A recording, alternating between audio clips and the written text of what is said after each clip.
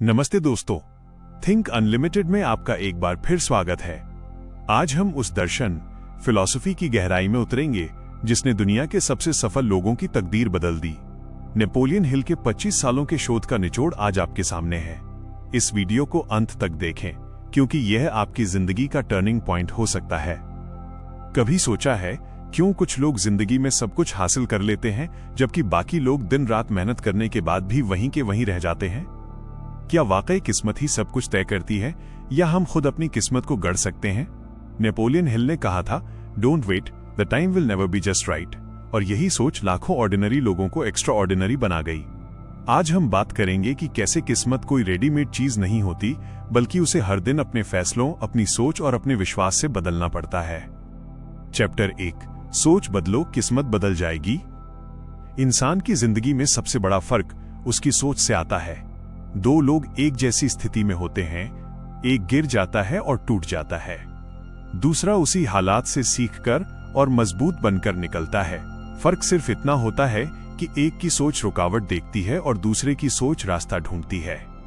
यही सोच, वही नजरिया हमारी किस्मत की असली जड़ है। नेपोलियन हिल ने अपनी कालजयी किताब थिंक एंड ग्रो रिच में लिखा था कि हर अचीवमेंट की शुरुआत एक डिजायर से होती है, एक ऐसी जलती हुई इच्छा जो दिल के किसी कोने में सिर्फ विश नहीं रहती बल्कि मिशन बन जाती है।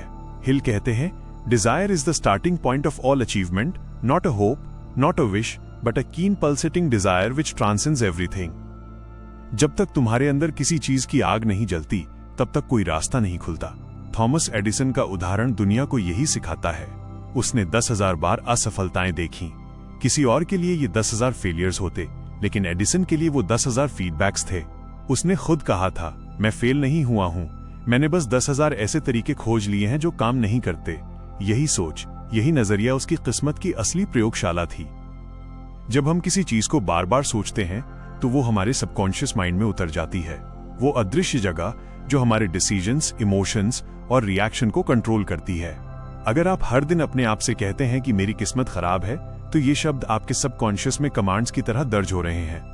लेकिन जब आप जानबूझकर अपनी सोच को बदलते हैं तो आप अपने न्यूरॉन्स को नया रास्ता देते हैं। साइंस इसे न्यूरोप्लास्टिसिटी कहता है। हार्वर्ड और स्टैनफोर्ड की रिसर्च ने यह साबित किया है कि पॉजिटिव थॉट से ब्रेन में नए न्यूरल पाथवेज बनते हैं। चैप्टर 2, एक्शन ही असली किस्मत है। सोच बदलना जरूरी है, लेकिन सिर्फ सोच से जिंदगी नहीं बदलती। नेपोलियन हिल कहते हैं, dreams without action are just wishes.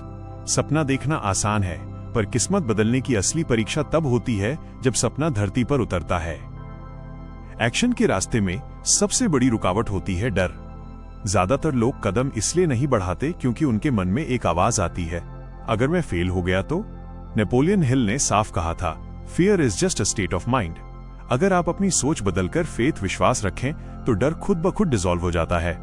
Henry Ford ने कहा था, चाहे आप सोचें कि आप कर सकते हैं या आप सोचें कि आप नहीं कर सकते, आप दोनों ही मामलों में सही हैं। फोर्ड के पास कोई फैंसी डिग्री नहीं थी, लेकिन उनके पास बिलीफ था कि वो कुछ ऐसा बना सकते हैं जो दुनिया ने अभी तक नहीं देखा।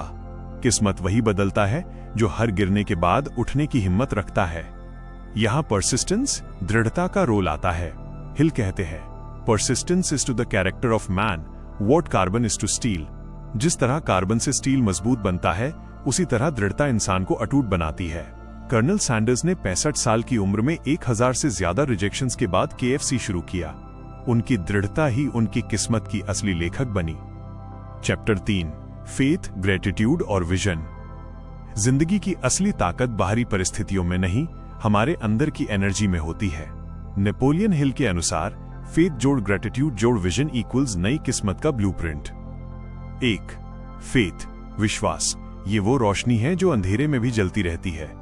राइट ब्रदर्स ने जब उड़ने की कोशिश की तो दुनिया हंसी, लेकिन उनका फेथ कहता था कि अगर पक्षी उड़ सकते हैं तो इंसान भी कर सकता है।